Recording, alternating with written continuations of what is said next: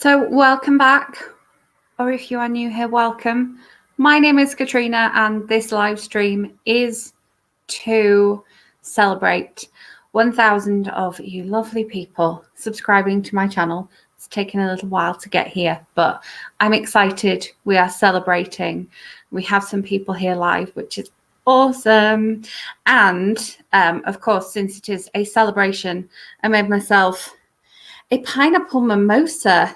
I was going to make a regular mimosa, but then I had pineapple for lunch. So why not make it pineapple mimosa?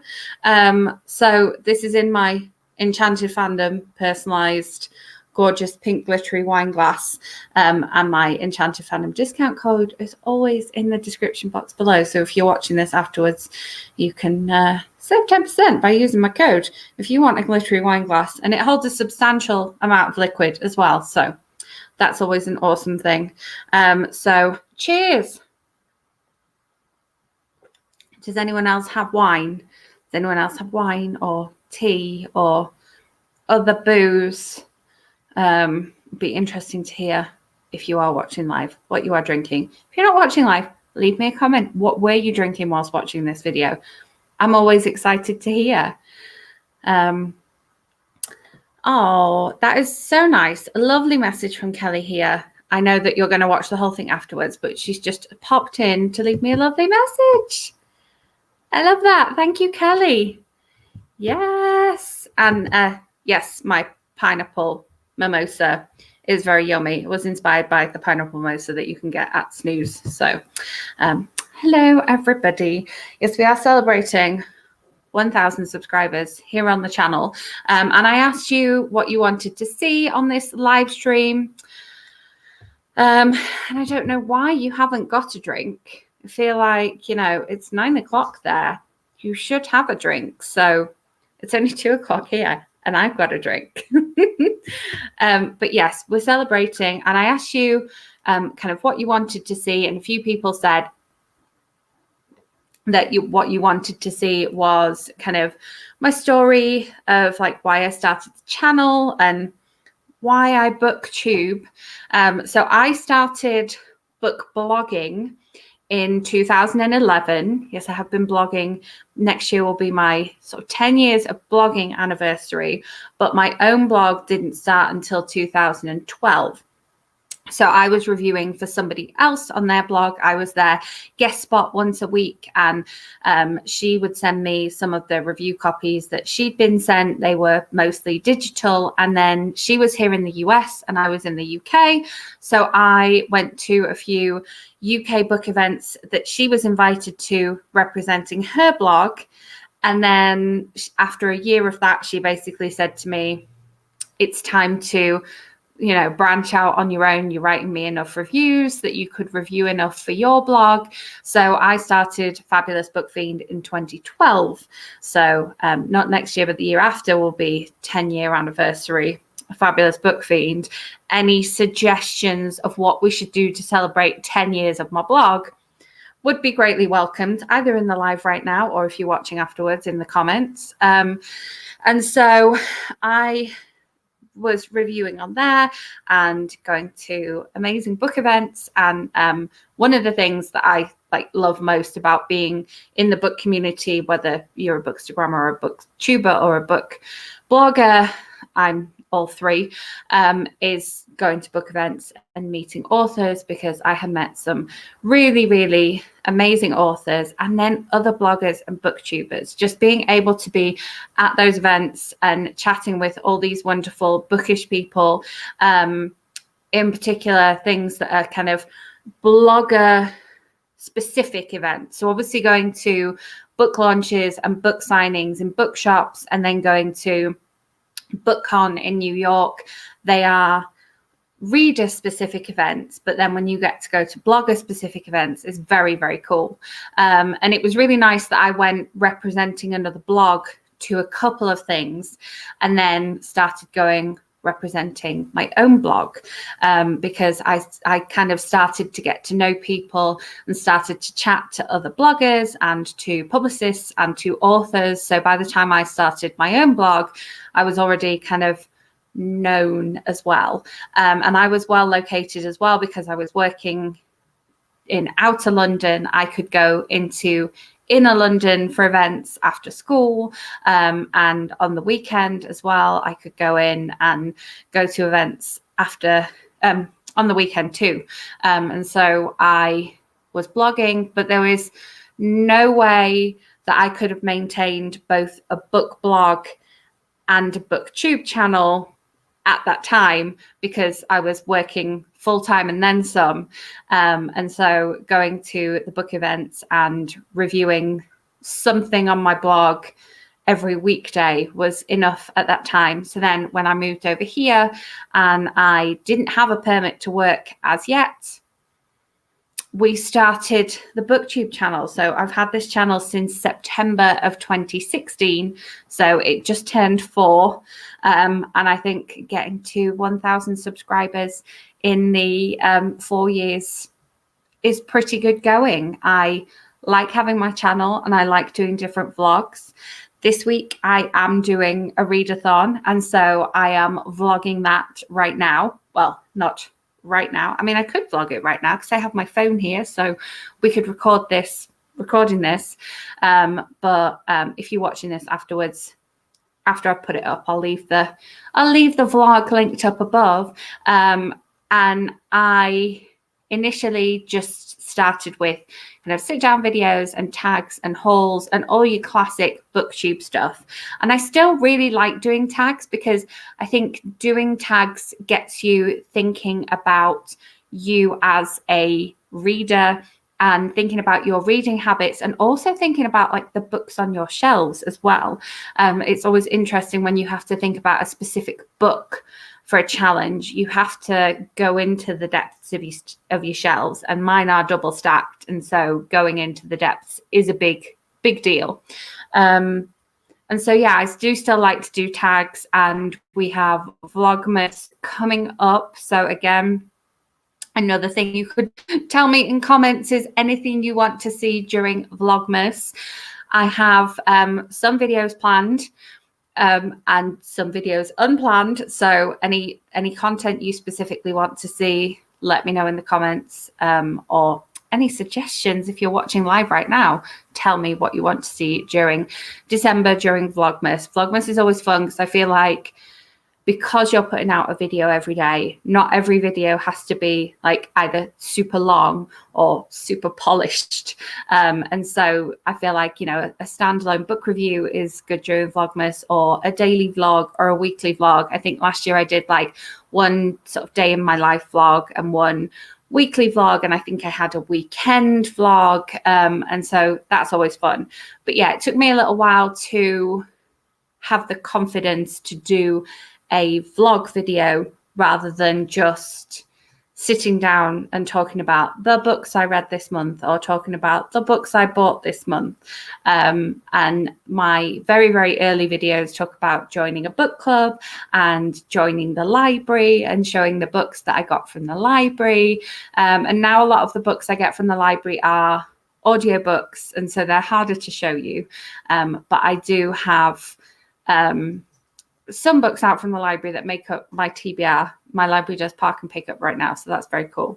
But yeah, it took me a while to get into vlogging, and I think that I've been lucky in that when I've been working here, I've always been working part-time rather than full-time, and so I've still been able to keep up a post on my blog every day, and my videos here. I do at least 2 bookish videos a week, sometimes 3. And obviously with kind of like keeping it at 2 leading up to Vlogmas. So I've got plenty of Vlogmas content for you. And then I do a movie review at the weekend or a book to movie at the weekend. But if I've got a few movie reviews lined up, then I'll post my book to movie in the week. And book to movie videos are always things that I like to make, but they take more time because you have to read the whole book as well as watching the movie and taking notes on the differences. So whilst they are really, really fun to do, they're definitely more time consuming. And so especially like the Dash and Lily one. Josh and Lily's Book of Dares. I have a book versus movie on this one, but it meant reading the book, which was a reread for me, which was lovely. But then watching all 8 episodes of the show and looking for the similarities and differences. And then a Sweet Magnolias one, I haven't put that video out yet because it's actually based on the first 4 books in a series. And then the show episodes are all like 40 minutes long or something. So it is a big time investment. So whilst I love making those videos, they take some time to prepare beforehand. Whereas vlogs, on the other hand, are the opposite. They don't sort of take any time or effort to film at the time, but then editing them all together, especially if it's a week-long vlog and it's been a busy week, putting it all together and making sure there's not too much of one kind of footage and too much of another kind of footage, that takes time at the other end. So it's been really interesting, and it's definitely been a learning curve. And I think, this last push to 1,000 subscribers, I've made some changes, and I hope that they've been evident in the quality of my videos. But yes, in answer to my what should I put out for Vlogmas, we have the suggestion of favorite Christmas films. I think I did do this the first year I did Vlogmas. I definitely talked about favorite Christmas films, but there have been some more Christmas films released since then, and wintry films released, and the Dash and Lily series is 8 episodes of 20 minutes of Christmas each episode. Spoiler alert, but not spoiler for the book, but spoiler for my book versus movie. The series is way more festive than the book, even though the book is quite festive. The series has that added level of Christmas music, which makes it even more festive. So Dash and Lily has definitely been added to my list. And then there's a couple of Netflix films that have just recently dropped that I haven't managed to see yet that may get added to the list as well. And then I've seen some that have gone on to Disney Plus as well. So there are some that I need to watch. So I need to get those in before we get to Vlogmas, so we can make a video talking about Christmas films. And then towards the end of Vlogmas, I will of course have my top 10 films of the year and top 10 least favorite films of the year, which normally obviously would have been things that I'd seen in the cinema, but will be things that I saw in the cinema up until March, and then things that I've either streamed that were already on Netflix or streamed that I've bought straight to streaming for home theatre rather than movie theatre.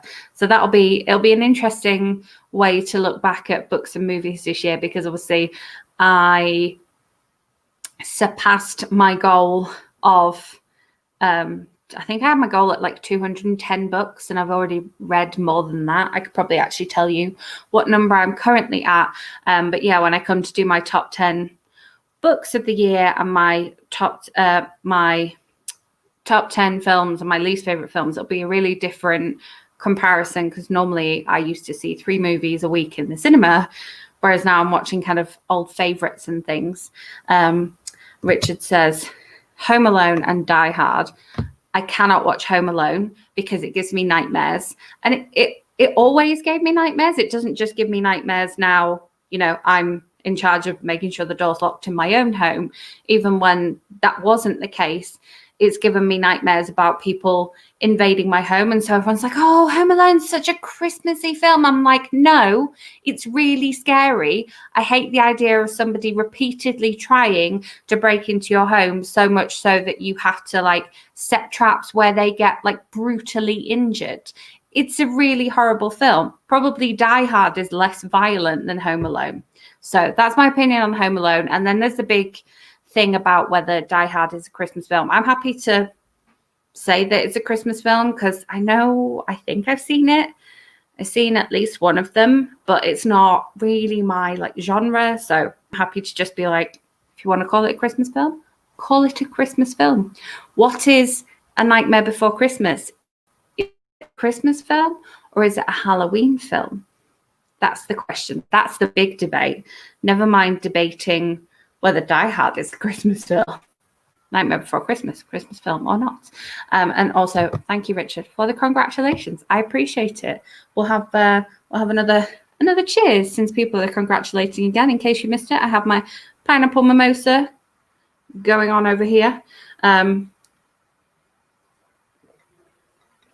with a festive straw. It is a reusable straw. Don't worry. I just had the straw. I didn't want to mess up my lipstick, obviously. And Danielle as well. Also wishing me a congratulations. Thank you very much. Cheers to you. We'll drink to that.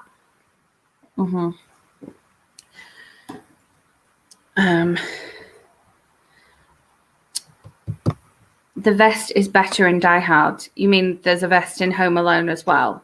Or just that the vest's better in Die Hard than in Die Hard 2? I think maybe I need to know more about Die Hard to understand that comment. I'm not sure.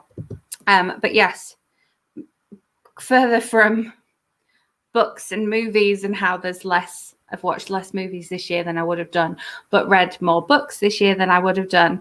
I am currently sitting at 257 books read for the year. Oh, there we go. My comment has been answered. Quality. There we go. I'm sure it is quality. I think he's wearing it in the pictures I've seen. So there we go. Yeah. But then Bruce Willis is also excellent in Friends. So there's my link. There's my tie-in. But yeah, I thought I would sort of, answer that origin story in this video, and then also update you since we are at the midpoint of the month. I thought I would tell you about what I have been reading this. Oh, how funny. Alan Rickman is the star of Die Hard. Alan Rickman is the star of anything Alan Rickman is in. Just watched an episode of King of the Hill.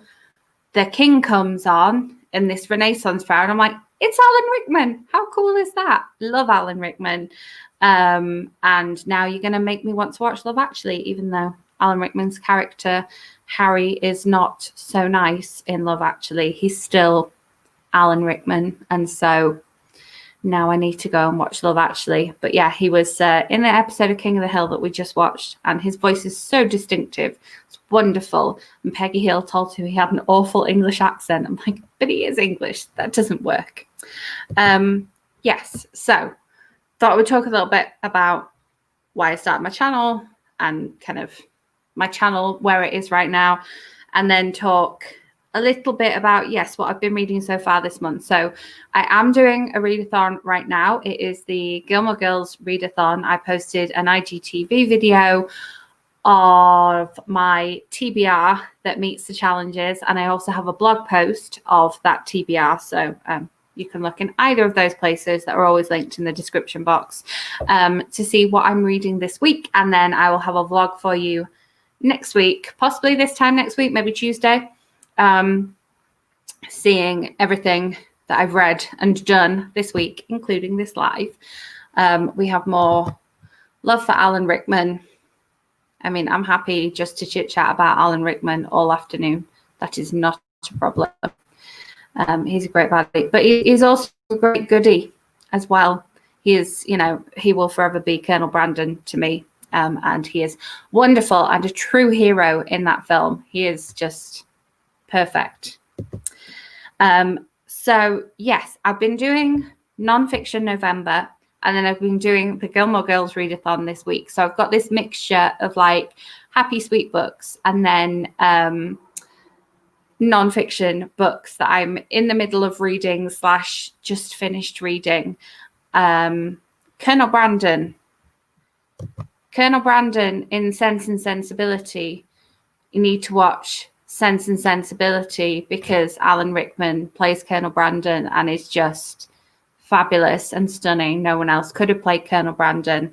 And he has this wonderful line as quoted here: give me an occupation. I think it's, or I will go mad, I shall go mad. And yes, anybody that comes in is like, give me an occupation. Yeah. Not like, oh, something I can do to help, or here's a nice cup of tea. No, give me an occupation. Very, very serious. very good. So yes, I've had a mixture of like sweet books and non-fiction books, which has been interesting. Sense and Sensibility is a movie adaptation of the Jane Austen novel, so it is set when Jane Austen set it. So yes, it is, and it's wonderful, and it's star-studded as well. It's got Hugh Grant, Emma Thompson, Kate Winslet, Alan Rickman. That's all you need to know, really. So yeah, I mentioned that I had read or reread Dash and Lily's Book of Dares. There it is. And I do have book versus movie talking about this one. And then I buddy read that with the lovely Hayley, who will be watching this when she's finished watching I'm a Celeb, I am sure. And then we also buddy watched the series together, which was fun. Watching things across 5,000 miles of difference is always fun, and chatting about it as you watch.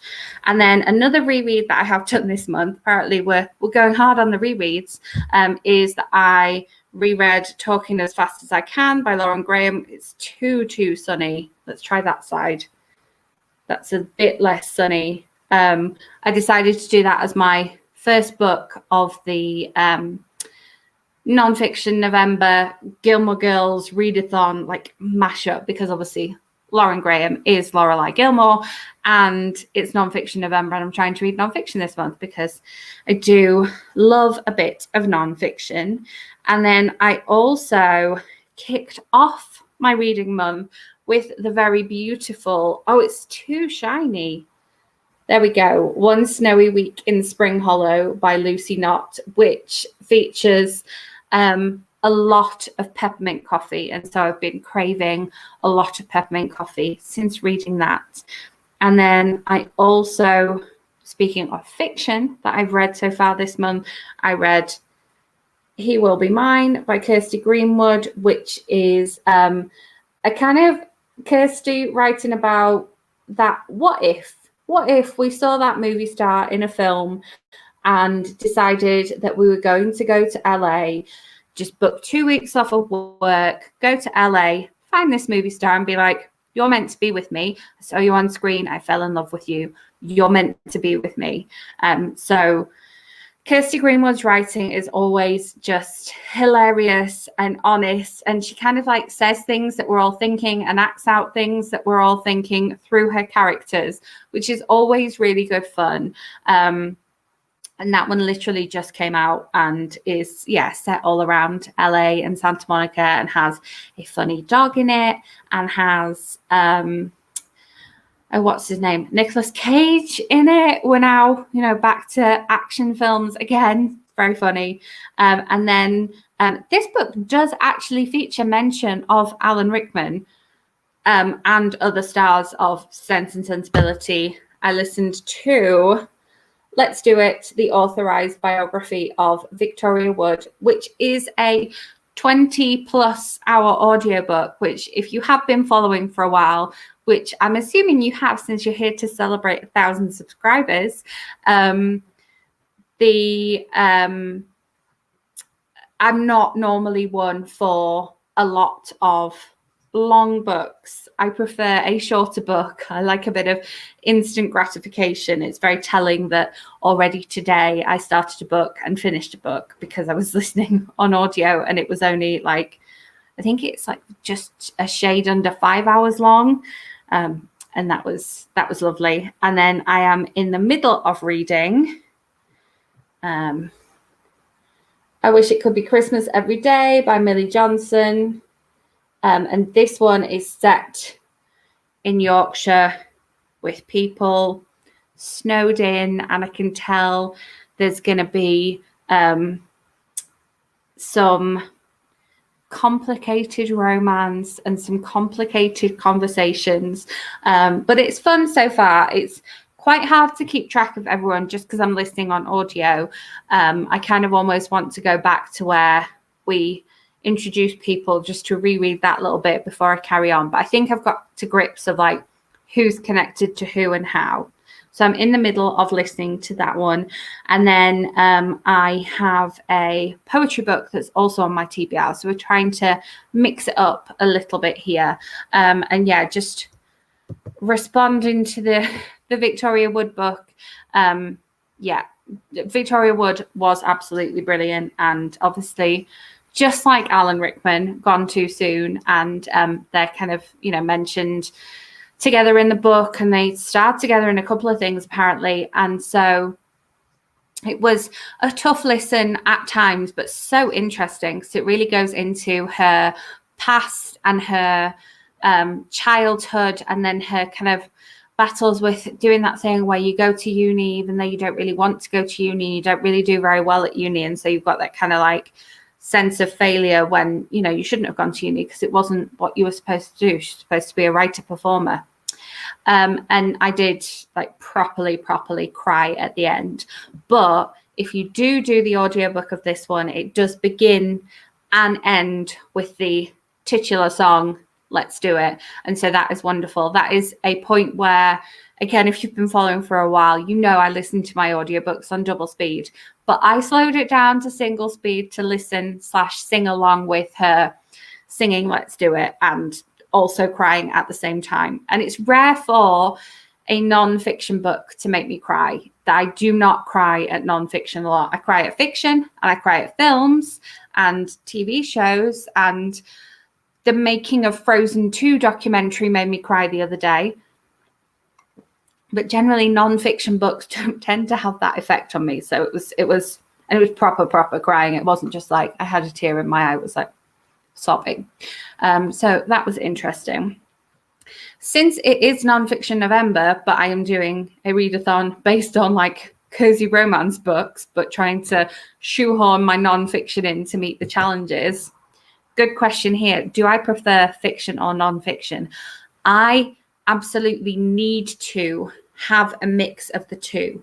If I go too far down reading just fiction, even if it's a mix of like thriller, YA romance, contemporary rom-com, maybe a little bit of like general fiction mixed in there, even if I like have that mix of like adult, young adult, thriller, romance, it's still not enough. I definitely need some non-fiction. And if you watched my non-fiction November TBR, you'll see that I'm really excited about like reading all the non-fiction that is on my TBR. I do have fiction on my TBR. I've got that Millie Johnson. I still haven't read the new Sophie Kinsella. And then I had that Christmas book that I read at the start of the month. But yeah, I really need that mix. And I rarely, and this has always been the case, I kind of looked back at what I'd read in years when I was reading slightly less. You can look at your Goodreads challenge and see what you read that year. And so there's years where I was like, just aiming to read a book a week. My number was 52, and now I've read 200 more than that this year, and I was struggling to get to 52. But actually, most of the nonfiction that I read, I do on audiobook, because quite often it's read by the author, or in the case of the Victoria Wood biography, it has Duncan Preston, Julie Walters, just like loads of other people who worked with her, Celia Imrie, Susie Blake. It has them reading chapters. And so you feel like, because the writer, or in this case, the person who was close to the person that the book is about, you feel like they kind of can bring an extra level to the reading of the book, because you've got like a personal experience. Or like when I listened to Louise Pentland's book, her nonfiction book that she released, the #MumLife one, she gets to some sad bits and she has a little cry, and it just elevates it to another level. So I don't really sit down and read nonfiction, whereas I would sit down and read a novel. Although this year's been all about the audiobooks, I haven't got the attention span to sit down and read much. For me, I have to have some nonfiction in there, but it has to be audiobook. So Barack Obama's book comes out tomorrow, and I've pre-ordered the audiobook. And I know that I could order the physical book, but I know if I had the physical book on my shelf, I would just look at the pictures and then I would wait until I could get the audiobook. So pre-ordering the audiobook was the sensible move, and the thing I know I will read and actually make use of having spent that money on. I think it's going to be another long one as well. I haven't checked how long it is, but I think it's going to be another long one. And I'm currently exactly halfway through a book that is 29 parts long. I'm not sure exactly how many hours it is. I will find out. But again, I'm just like, why am I reading so many long books this month? How has this happened? Because I do have another young adult fiction on my TBR this month, but it is also very long as well. And so that is still seems to be a feature of my reading. The last month I had a lot of long reads was February, because of course you want to read all the long books in the shortest month. But I also have some poetry on my TBR this month. I just got a new the last book in the Pillow Thought series, which is on my Gilmore Girls readathon TBR, because one of the challenges is to read a book in a series you haven't finished, and Pillow Thoughts 4 is the last book in the Pillow Thoughts series, and I've read Pillow Thoughts 1, 2, and 3. I have a video talking all about them here. And so it's perfect because it's a shorter book, which is when you're pulling out these books, and it's that balance between fiction and non-fiction, isn't it? And that is a book that I do like to read as an actual physical book, because I like to tab the poems that I want to go back to, or tab illustrations that I really like when it's an illustrated book of poems.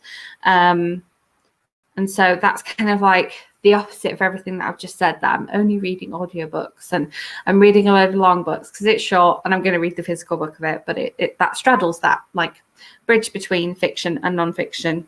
So I am reading Disney War, which is once upon a time, one man ruled America's greatest entertainment company. This is the untold story.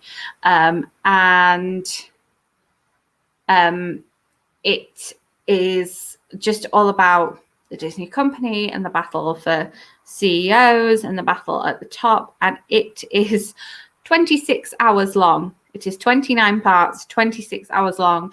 And so I have renewed it twice because I've been listening to it sort of in between other things as well. And so it is, it's a tome.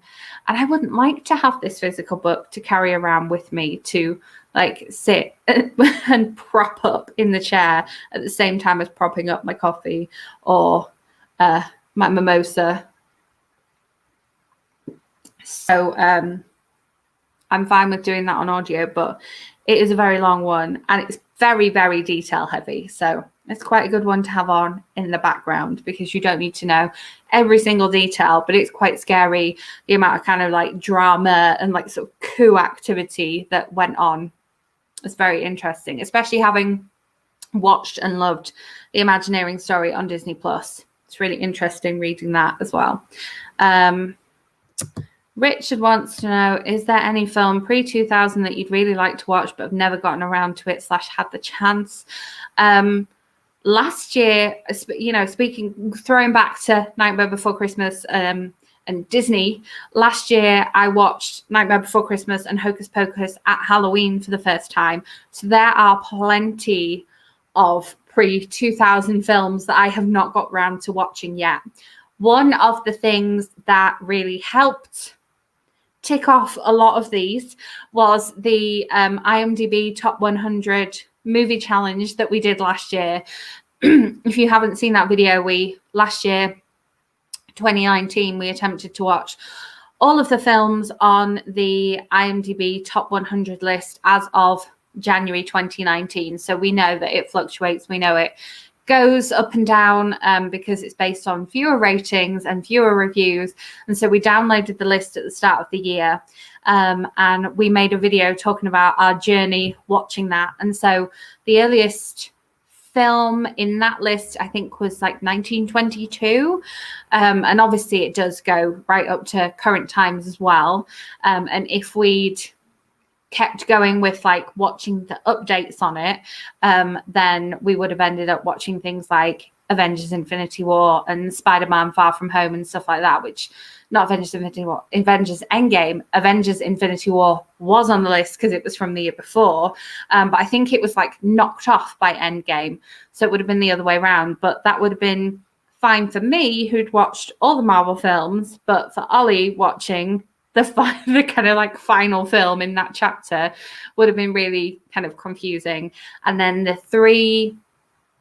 out of the 3 Lord of the Rings films, it was only film 2 and 3 that were on the list. So we watched number 1 so that we could kind of watch 2 and 3 for it to make sense. Well, makes sense. Not a fan of those films.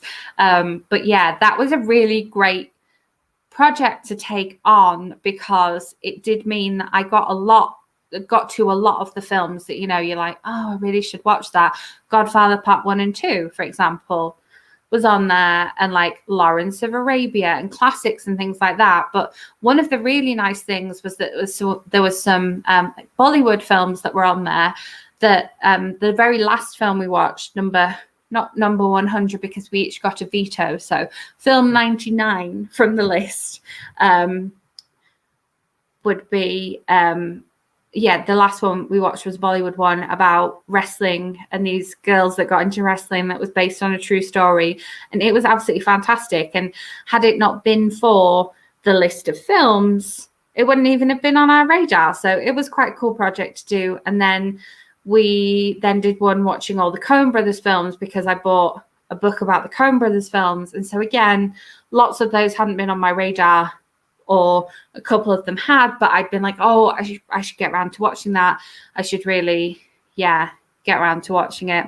And you replied to this one as well.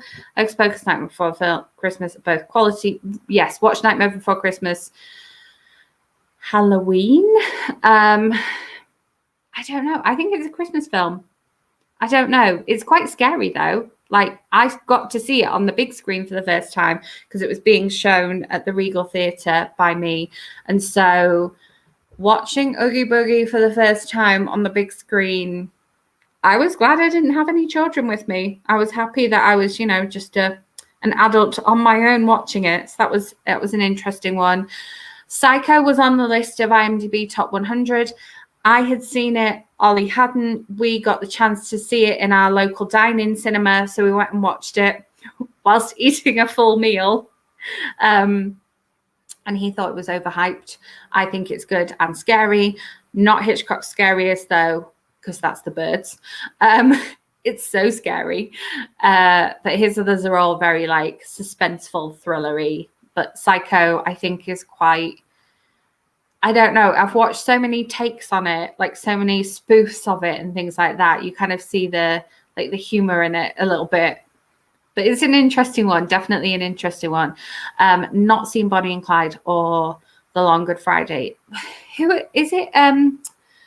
Bob Hoskins that's in The Long Good Friday. Is that one? I know somebody watching will be able to tell me that. Or, I mean, I could just look it up on IMDb, but I'm not used to having my phone as I'm filming, because I normally film on my phone. So, like, oh, I've got my phone here. I could just look it up.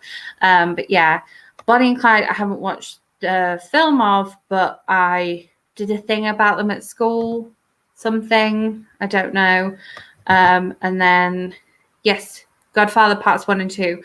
Watched Part 1 on DVD from the library here, and then watched Part 2 in the cinema, and I think it had an interval.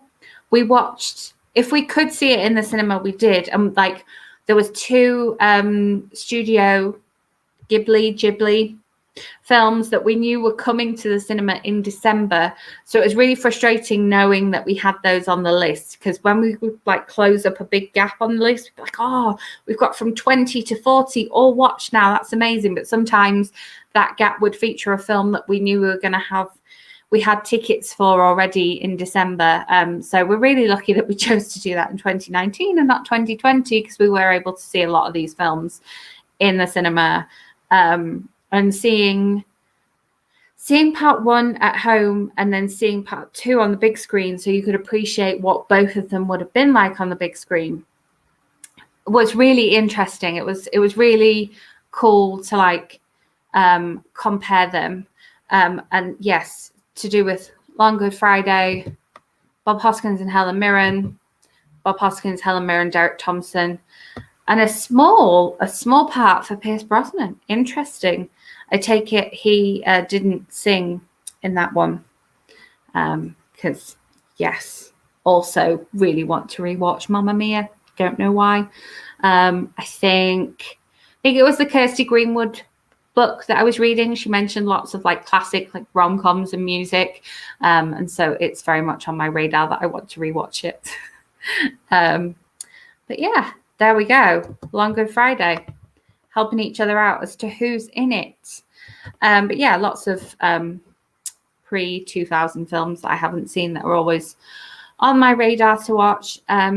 Halloween kind of brought up some like horror films that I haven't watched that I would like to, some classics. We watched Nosferatu, which was interesting because doing the IMDb Top 100, we ended up watching some silent films and some Charlie Chaplin stuff, which was really cool. And like you can see why he was the star that he was, because his films are so funny. And we got to see one of those on the big screen, which was very cool. Unfortunately, when we came out the movie theatre, it was very snowy. So kind of wish we'd stayed at home for that one, but it was still cool seeing it on the big screen.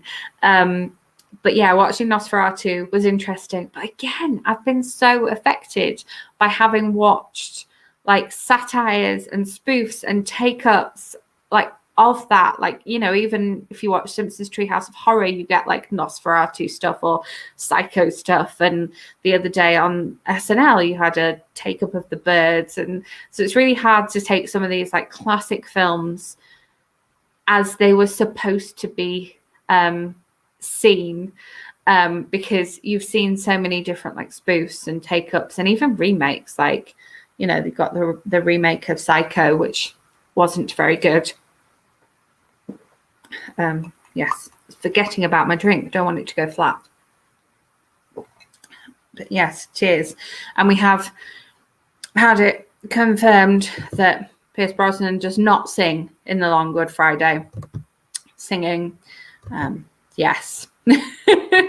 That's the only thing that ruins Mamma Mia, is the fact that Pierce Brosnan maybe should have been dubbed, perhaps. You know, we've got some very big film stars in their like early days. Their voices were dubbed because their voice wasn't quite up to what we were looking for. So if you can dub people like Marilyn Monroe, you can definitely dub Pierce Brosnan, because he kind of, you know, he fits as Sam, but then he sings and you're like, I don't know. So there we have it. I don't know if you want to ask any more questions, or, you know, we'll have another drink to celebrate. I know we are bashing Pierce Brosnan a bit, but I mean, to be fair, he's no Alan Rickman. I know he was Bond and all that, but he's no Alan Rickman, is he? That's just the thing. That's the thing. But yeah, talked about a little bit about Vlogmas. If we have any other Vlogmas suggestions, let me know. I don't like to make sort of every year's December videos the same as last year's December videos. So looking for ideas for Vlogmas is always welcome. We're just bashing Pierce Brosnan now. Yeah, watched a Pierce Brosnan film on Saturday night where he plays a Russian spy. His Russian accent is much better. Oh dear. It's called The Fourth Protocol. Can he sing? I don't know if Alan Rickman could sing. I'm not sure. Yeah, I don't know. I imagine he could have done like a one of those songs that's mainly talking, I imagine, because he's got that voice. He didn't sing in the episode of King in the Hill that we just watched, so yeah. Yes, Vlogmas. I don't like to do, all the same videos that I did the previous year. So obviously we're going to have like talking about Christmas books, talking about Christmas films. We're going to have our top 10 adult fiction, top 10 nonfiction, top 10 young adult fiction, top 10 movies. I never do my top 10 like worst books of the year, because that's not so nice, but I feel okay doing a top 10 least favorite films of the year, because I feel like with books and films, something that somebody likes might be completely different than something that somebody else likes. But I do try and see films that I think would be sort of interesting to see, even if they're not necessarily my genre. And I got really into the Marvel films from having done that. So I do my top 10 least favorite films of the year. I made a video recently about 2 that we tried to stream. One was a Netflix one and one was a Hulu one, and just couldn't finish either of them. I was hoping to read Richard Osman's book, The Thursday Murder Club. Thursday? I think it's Thursday, not Tuesday. One of the days of the week beginning with a T. And unfortunately, I had to DNF it because the audiobook was so bad that every time I changed chapter, the next chapter came on, I had to change the audio by 2 clicks. So the chapter, which was all right when the chapter started quietly, because you could then turn it up 2 clicks. But then when you switched over to the next chapter, you were then like blasted with noise, which was really quite disconcerting. I started listening to it in the car, and then I was listening to it on my headphones, thinking it might be better on the headphones. But so I had to DNF that because the audiobook was so poor. I don't know if I might pick it up where I left off on Kindle. I might not. It was interesting so far. I could see where it was going. It was quite like there was some dry humor in there, even though it was talking about the Thursday Murder Club or Tuesday Murder Club, whichever one it was. But I don't know if I care enough to go away and pick up the Kindle book. But yeah, we have DNF'd one book in November, which I don't think I did in September or October.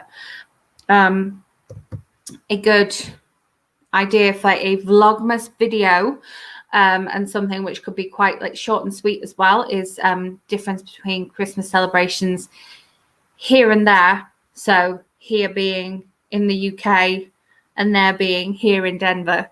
That would be interesting. Definitely. It would be cool to do look at Christmas celebrations in different states as well, but obviously with travel not being advisable right now, maybe that's one for another year. But yeah, it'd definitely be interesting to talk about celebrations and how they differ. And definitely I always do a Christmas lights video, which last year did take in multiple states. So it'd be interesting to see if people go all out for Christmas lights this year, with this year being a little bit different. But that is an excellent suggestion. Thank you.